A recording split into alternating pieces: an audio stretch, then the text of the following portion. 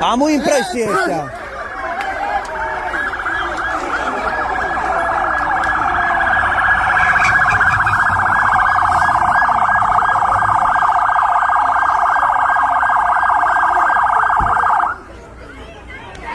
Nu, am o impresie.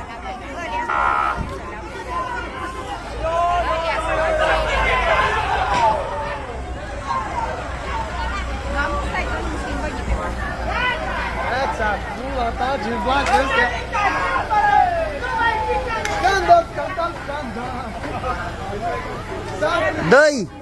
Dă-le, împrăștie-i! Împrăștie-i! Împrăștie-i!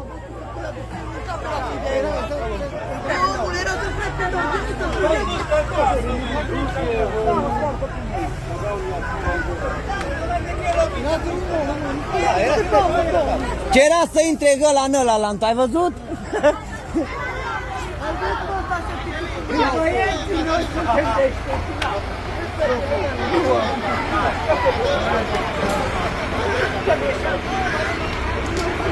Știți ăla grupul ăla sparge la doctorii după măsa?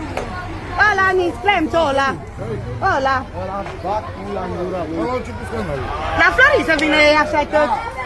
La el să vină.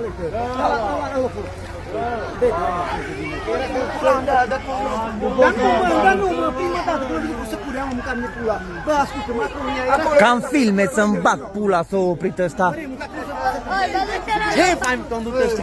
De acum are treabă cu Soana și cu copilul ei. Nu, acolo, Ni. ce caut acolo? Nu, mă, că venit la lui Cristina Cătăiel să-l bată. Cum a, păi ni. Să nu citat la asta, ce trebuie? Da, lasă-mă.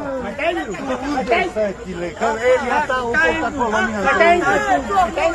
Era culcat de mult dacă era poliție zdravănă. Era culcat, puși pe burtă și gata.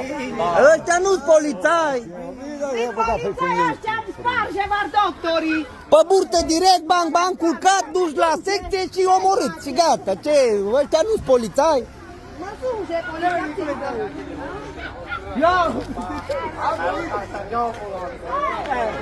Nu-s polițai ăștia? Stai acolo tu, stai acolo. Stai acolo. Dar nu mă cheamă mai mare, aia! Nu e aia, tu mai mare! Ni, l-o lua. Mai mare a fost! La par a fost!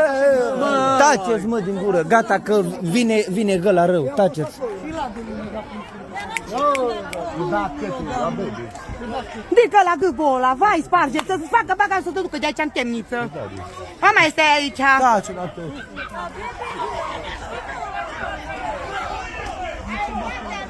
Domnul! La polițai, vină mă.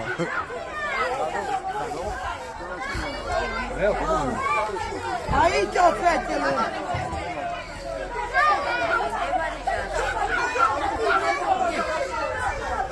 Prima cum cheamă imediat cu belea. Sprijin, cheamă Sprijin!